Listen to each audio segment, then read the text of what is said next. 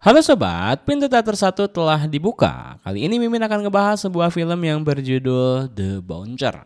Film ini mengisahkan seorang security club yang memiliki masa lalu yang misterius harus terjebak dalam kondisi menjadi seorang spionase bagi pihak kepolisian.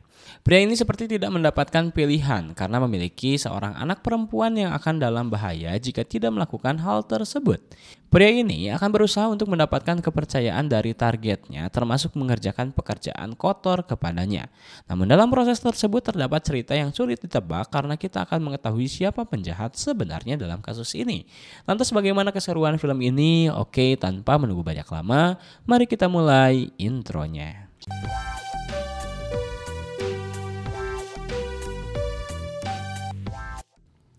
Scene pertama, memperlihatkan pemeran utama dalam film ini yang bernama Lucas. Ia sedang melakukan pekerjaannya sebagai security di sebuah klub malam. Terlihat pada malam tersebut dimulai dari tamu yang ribut hingga tamu yang tidak sadarkan diri harus dikendalikan olehnya. Kemudian sepulang dari pekerjaannya, Lucas menyempatkan untuk sarapan terlebih dahulu di rumahnya. Diketahui Lucas memiliki anak perempuan yang sangat ia sayangi bernama Sarah. Di pagi hari, bahkan Lucas memutuskan untuk mengantar anaknya untuk bersekolah. Ketika sampai di sekolah Sarah, ternyata Lucas harus diingatkan oleh kepala TU untuk segera melunasi pembayaran sekolah anaknya. Setelah itu Lucas pun menyempatkan untuk beristirahat sejenak, kemudian melakukan aktivitas olahraga sambil menghajar samsak. Scene berlanjut, di malam ketika Lucas kembali melakukan pekerjaannya. Tamu berambut panjang malah membuat keributan sehingga harus dibawa olehnya. Namun tamu tersebut malah menyulut emosinya sehingga Lucas tidak sengaja membuatnya terjatuh dan membuat kepala berdarah, entah apakah pria tersebut tewas atau tidak.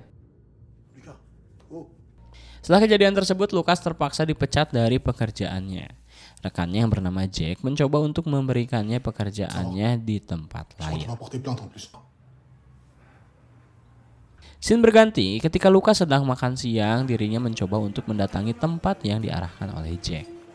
Sesampainya di sana, Lucas disambut oleh pegawai.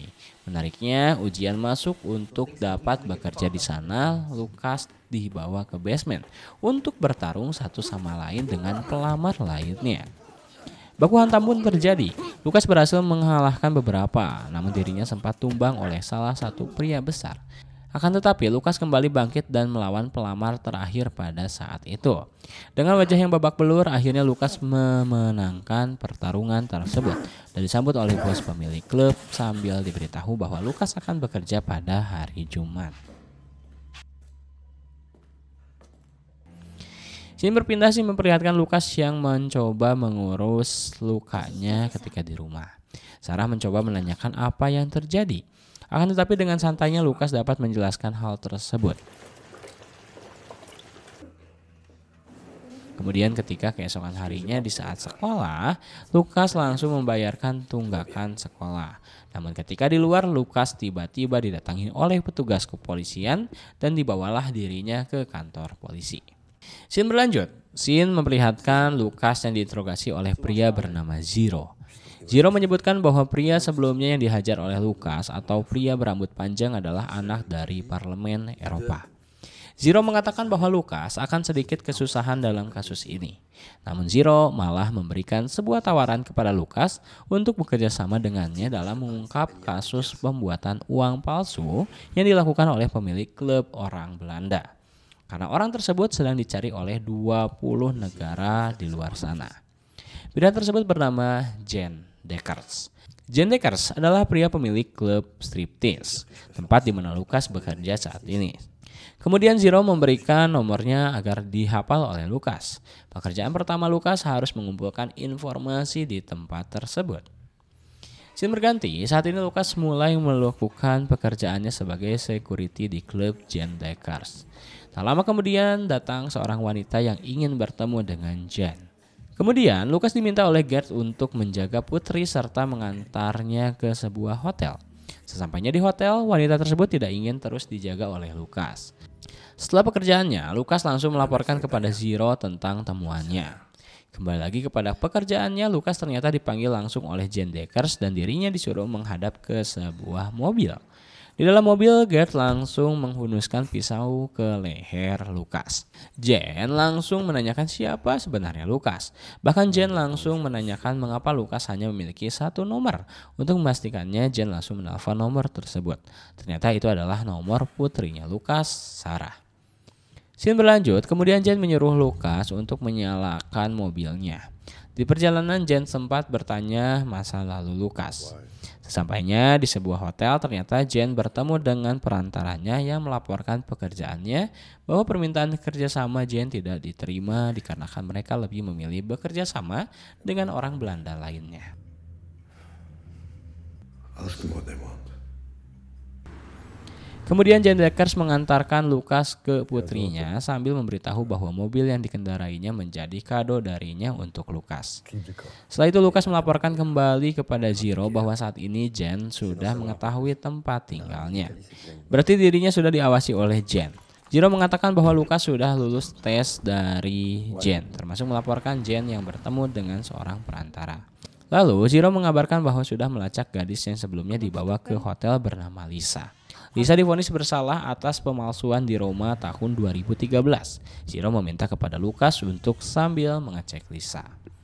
Tak lama kemudian, Lukas diminta oleh Jane untuk segera menjemput Lisa. Karena sedang bersama dengan Sarah, Lukas pun menjemput Lisa bersama dengannya. Setelah mengantarkan Lisa, Lukas diminta langsung bertemu dengan Jane di sebuah tempat.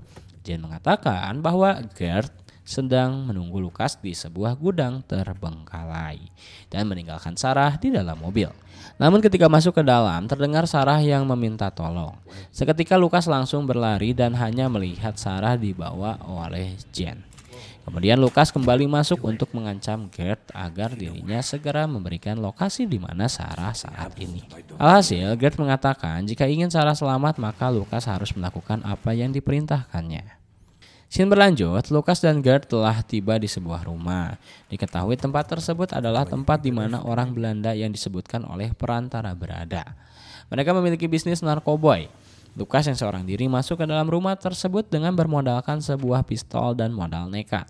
Lalu Lukas menghajar salah satu pria di sana dan menjadikannya sandera.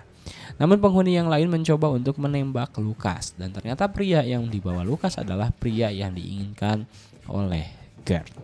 Setelah itu Gert langsung menancapkan gas mobilnya.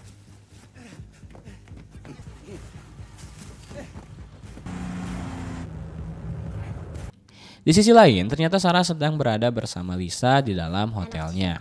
Sarah sempat menceritakan bahwa ibunya terbunuh di Afrika ketika seorang ingin mencuri mobil miliknya. Tak lama kemudian, Lukas pun telah sampai di sana dan langsung membawa Sarah pergi dari sana. Di malam hari, Lukas sempat didatangi Zero untuk menanyakan mengapa Lukas sangat sulit dihubungi. Di sini Lukas beralasan bahwa keluarga mulai dalam bahaya. Namun Zero malah membukakan bahwa dirinya sudah mengetahui apa yang dilakukan Lukas di Afrika Selatan. Zero tiba-tiba mengatakan jika Lukas berhenti sekarang, maka Zero akan mengirimkan Lukas kembali ke Afrika Selatan. Scene berpindah, Lukas kembali bertemu dengan Jane di klub. Jane langsung meminta maaf kepada Lukas dan mengatakan memuji sangat sulit menemukan orang yang bisa diandalkan. Lukas langsung dibayar penuh pada saat itu, lalu Jane mengatakan esok hari Lukas harus menukarkan pria yang sebelumnya Lukas culik. Kemudian Lukas, Gert, dan Lisa berada di sebuah basement parkiran untuk melakukan pengecekan barang yang dilakukan oleh Lisa. Kemudian setelah diketahui barangnya lulus uji, Lukas langsung memberikan pria yang diculiknya kepada mereka. Namun pertukaran tersebut sedikit terjadi keributan sehingga Lukas harus berusaha melarikan diri dari sana. Terjadi kejar-kejaran di dalam parkiran tersebut.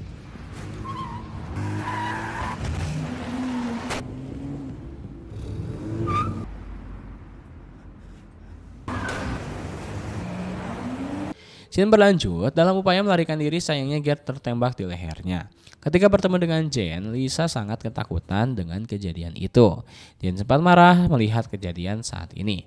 Namun di saat memeriksa barang tersebut, Jane langsung membakar habis mobil termasuk Gert yang sudah tewas. Kemudian Lukas menjemput Sarah yang berada di dalam gereja. Saat itu Lukas melaporkan tentang kejadian yang sebelumnya kepada Zero bahwa dirinya telah melakukan pertukaran untuk mendapatkan watermark. Zero meminta kepada Lukas untuk berhati-hati dan terus melanjutkan misi tersebut. Setelah itu Lukas memberitahu kepada Sarah bahwa akan kembali lagi kepadanya dan menitipkannya kepada Jane. Kemudian Lukas pun bertemu dengan Jane. Jane menceritakan respon pertama kali melihat Lukas bertarung ketika pertarungan ujian masuk. Termasuk Jane menceritakan bahwa sangat membutuhkan Lukas karena dalam waktu dekat dirinya Jane akan memulai pembuatan uang palsu. Scene berganti ketika Lukas mendatangi hotel, dirinya melihat Lisa yang terlihat depresi. Kemudian Lisa menceritakan awal mula dirinya menjadi seorang pencetak uang palsu. Sepertinya Lisa tidak nyaman akan pekerjaan ini. Begitupun Lisa meminta kepada Lukas untuk mengantarnya ke sebuah tempat. Kemudian scene memperlihatkan Zero yang berhasil menangkap Lisa. Di markas polisi, Lisa didatangi Lukas. Sontak Lisa langsung mengumpat dengan apa yang dilakukan oleh Lukas. Namun di sini Lukas memberitahu bahwa dirinya tidak memiliki pilihan untuk menyelamatkan Sarah. Begitupun ini bagian rencana untuk menyelamatkan Lisa agar tidak seperti Gert. Kemudian Lukas mencoba bertemu dengan Jane. Jane mengatakan bahwa saat ini sedang mendapatkan sebuah masalah besar bahwa Lisa tertangkap oleh polisi. Namun dirinya tidak bisa menghentikan rencana besar ini karena majikannya telah membayarnya. Scene berlanjut, Jane dan Lukas langsung menghabisi perantara karena menilai perantara menjadi pengkhianat dengan apa yang terjadi. Ketika menembakkan pistolnya, Jane mengatakan sebuah kalimat bahwa Lukas adalah orang yang sangat ia percaya karena telah melakukan pekerjaan kotor untuknya.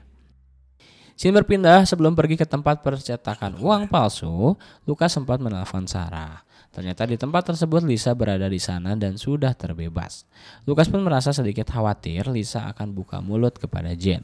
Ternyata di sini Lisa menjadi otak untuk pembuatan uang palsu yang diinginkan oleh Jane. Namun ketika keluar gudang, Lukas melihat ada beberapa orang yang akan masuk ke dalam gudang. Dan ternyata itu adalah Zero dan anak buahnya yang bersiap untuk menangkap Jane.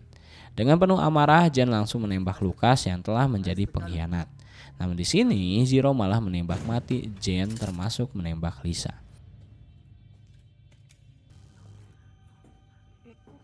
Ternyata penjahat yang sesungguhnya adalah Zero.